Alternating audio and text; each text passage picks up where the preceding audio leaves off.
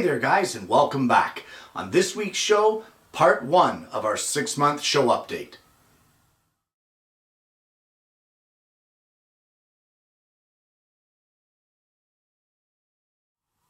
Now, for those of you who are regular viewers of the show, you know that roughly every 6 months I like to do an update show.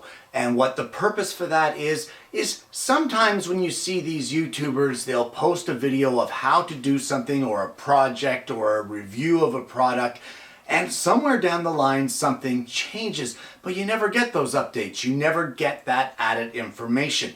And that's what the show is all about today. So what I'm going to do is I'm going to take 10 different shows that I have done over the past years. I will pull them out and we will let you know, have things changed? Do I still like the product? Would I do something differently? And that sort of thing. So without further ado, let's get into the show updates. Well, back on April 16th of 2019, I posted a show, or rather a review, about my bandsaw, and that would be the Rikon 10-326. And I had a viewer ask me, am I still happy with it? It's been a while since I've purchased it. I've had quite some time to put it through its paces and to see what I like and what I don't like. And honestly, I can say with this unit that it has performed in every way that I've wanted it to. I have never had a project that I wanted to use the bandsaw for that I could not use it for. Everything from bandsaw boxes to cutting out rough cutting templates, circle cutting, making a circle jig for it, and of course for me the most important thing, because I use all rough cut lumber for my projects, its resaw capability.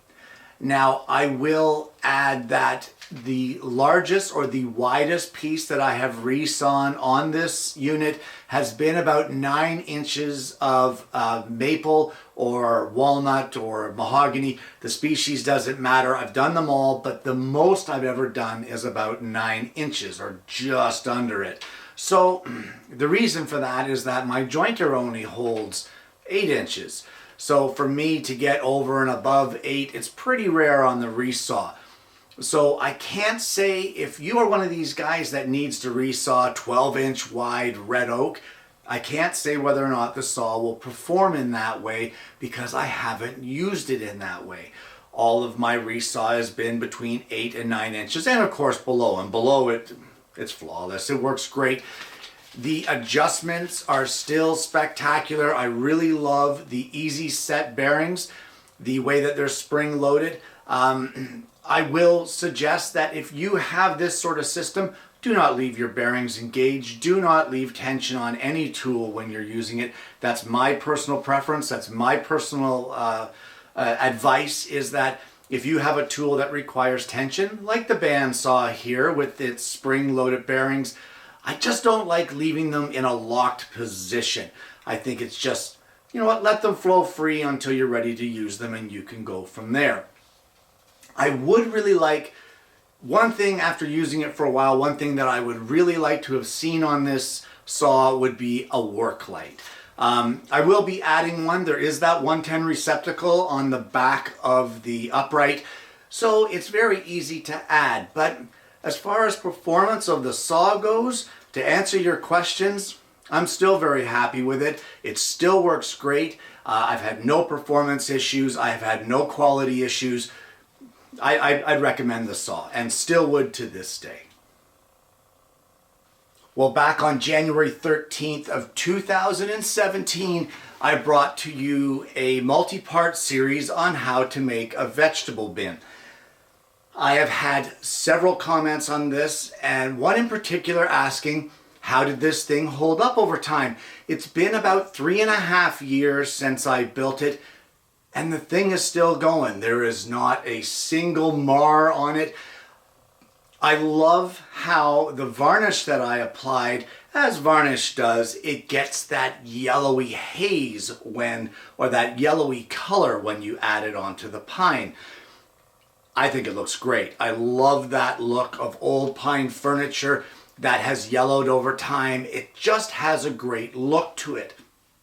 I've also had some comments of people saying, oh, I wouldn't have put those hinges on the outside of those drawers. And honestly, it doesn't bother me. It's just the way that this project is. If it bothers you that the hinges are on the outside, well then, if you should make your own, don't put them on the outside. It's as simple as that. But this project has stood the test of time. It's 3.5 years. It still looks great. It still functions great. My wife still loves it, which she's happy, makes me happy, right? So this project was a total 100% success. Now, we have had some instances where in the bottom of one of the bins, one of the vegetables, whether it been a potato or a onion or what have you, an apple, it goes bad in the bottom and it goes to mush. Well, I think I mentioned in the original series about how important it is to seal up the inside of those drawers with your Varathane so that it doesn't soak into the wood and you can clean that sort of thing up. And although the inside of some of the drawers are stained from some of that, they are not, they don't have any of the bacteria that may have been caused by that rotting vegetable soaked into the wood because it's completely sealed. So what would I change? I think if I were to do this again, I think I would try to find, before I built it, some shallow plastic trays that could sit in the bottom of each one of the 3 bins to help against this, against mishaps with older or rotting vegetables or fruit. I just think that those trays would have gone a long way to protecting the bottom and, give you a better peace of mind if you had any concerns about, bacteria or that sort of thing. So a little plastic tray in the bottom would have been a great addition, and I may still be on the lookout for those. But other than that, this has been a fantastic project.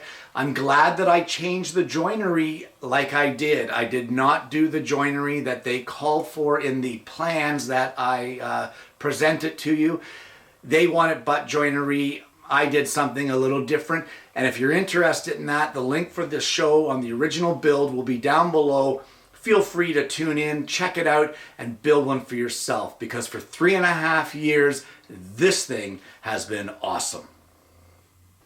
Well, it wasn't that long ago, in fact, June 16th of 2020, that I posted my review of my Jessam router table and lift, fence, etc. And one of the things that I mentioned in that show was the fact that I didn't like the way that this insert removal tool fit with the inserts. How once you unlock it, it seemed kind of strange that you couldn't lift it out with it. And I've gotten several suggestions, most of them for something magnetic, from you guys, the viewers, and I want to thank you for that.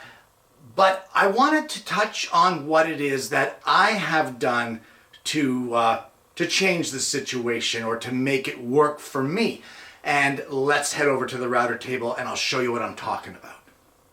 Well, in order to correct the problem that I was having, all I've done is I've taken some heat shrink, some rubberized heat shrink that you would use for electrical connections, and I've placed a piece of it on each one of these pins and basically heated it up and let it shrink in place. Now, all it does is it increases the diameter ever so slightly so that when I release my centerpieces, I can now pull them out and they stay attached here on the tool, ready for me to put it back in place and lock it down again and then remove it.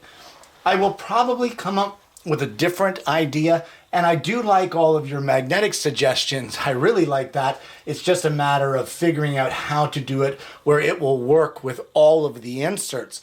Some of them have a rather large hole in the middle, and you would have to get that magnet lined up exact in order to get it to work. So I'm not sure if that will work for all the inserts, but it's something I'm going to look into. But for now, the temporary measure is this heat shrink material. Inexpensive, it's quick to do, and when it gets torn up, or damaged, you just peel it off and put another piece on it. It takes all of about 12 seconds to get it on there and you're good to go. So there you go. There was the solution, and it works great now. March 31st of 2020 was the day that I brought you guys this project. And that is my shop-made whiteboard, or write-on wipe-off board, or whatever you want to call it. So, how has there been an update for this? Well, for starters, I initially made it so that it could be used for measurements, scribbling down a quick measurement, being able to wipe it out and reusable, less paper in the shop, that sort of thing. But it turns out that it had a much better purpose. And as you can see in this picture, that purpose is I keep track of my memory cards that I do my filming on, and this way I know exactly what show is on what card. So I write down my show idea on here, and then as I get filming, that is the card that I pull the files from, and I know exactly what show is on what card because I use one card per show. Now, what happened before was I would write it on a piece of paper and throw it in the camera case, and of course, here we're getting into more paper again. Now I just shoot a picture of the whiteboard with my cell phone, and then I have it in the house. I could reference it when I'm done all the editing of those shows. I erase the picture and erase the board. How has the resin pour that we used for our main writing surface held up?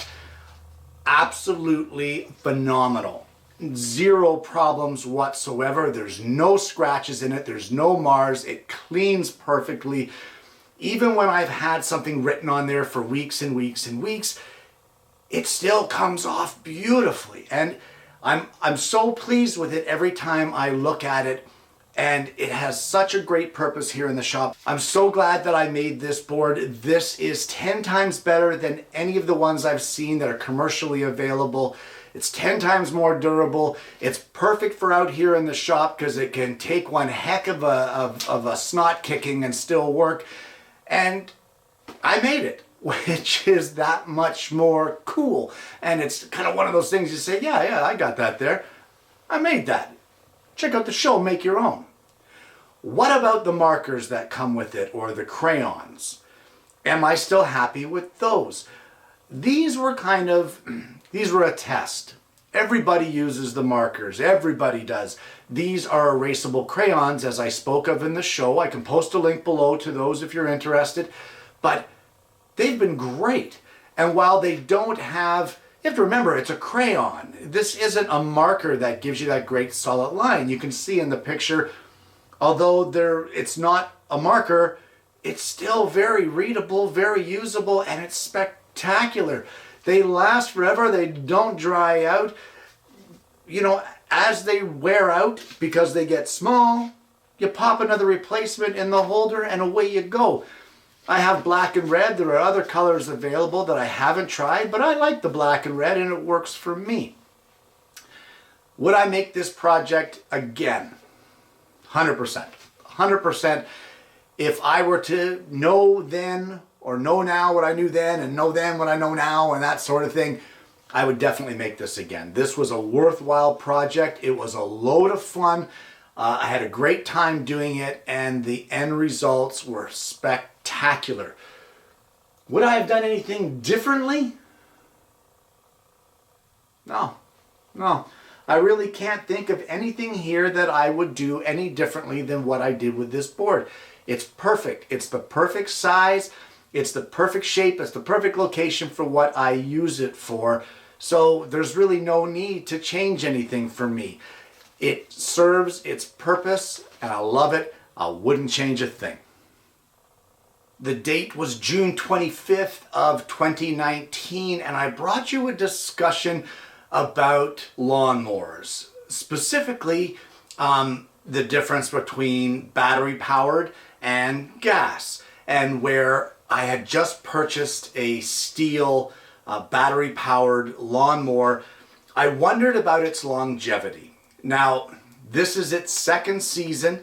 It did go all through last season without a hitch, absolutely flawless. And this year, as soon as I put in the battery, the mower didn't work. It didn't do a thing. Well, it turns out some bonehead, that's me, just didn't have the battery in all the way.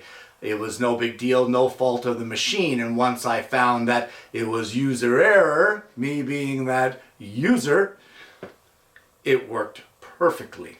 So after sitting all winter, now mind you, I had the battery stored inside the house in warm conditions. They shouldn't be out there in the freezing weather that we get here in Canada. So I had the batteries stored in the house. But either way, I put them on charge. I've used the mower now for a couple months, if not more. Depends on when this show airs now. It's been a couple months that I've been using it. And the run time is just as good and just as long as it was before. The eco mode still works perfectly. It knows when it gets that thicker grass, it needs to pump up the juice a little bit. This thing goes forever. The bagging attachment is still great. The mulcher is still great. It is still a fantastic unit, and I'm quite happy with it. I haven't noticed any decrease in battery hours whatsoever. I don't know what other people's experiences with this machine are, but I'm quite happy with it. And you know what? I have no complaints. Now, one of my favorite things about this unit is the fact that the handle very quickly folds up and the mower stores in an upright, kind of on its nose, like in this kind of a position, you know, that kind of a position right there.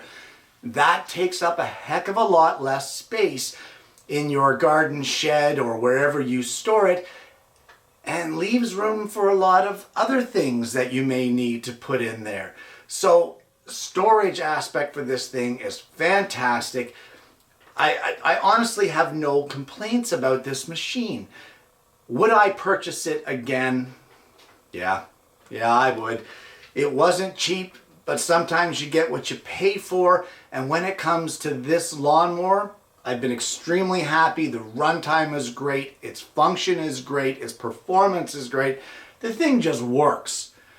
It just doesn't have that power, you know, like that noise, you know what I mean? That someone says, someone's mowing their lawn. Yeah, no. This thing's just, and it just goes. It's quiet. It performs. It's high quality. I'm happy with it. I'd buy it again. So the update here is that I'm glad it's not disappointing me and that it's still functioning the way I hoped it would, and it still functions the way it did when I first bought it. And unfortunately, that would be about all the time that we have for this week, guys. I hope that you've enjoyed the content so far. There are a lot of shows on my channel, and there's so many things I could update, but you know, a lot of them really haven't seen any changes over the years. So if there's something that you'd like to see updated, or if there's something that you're wondering about, or you saw an old episode and you had a question, feel free to drop it in the comments so that I can get it on the next update show. Guys, I want to thank you for joining me today. If you haven't already, please don't forget to like and subscribe. Click the bell so that you don't miss the notifications of future episodes of the show. I hope you've enjoyed the content so far, and I hope you're going to join me again next week when I bring you yet another Alternative Tuesdays.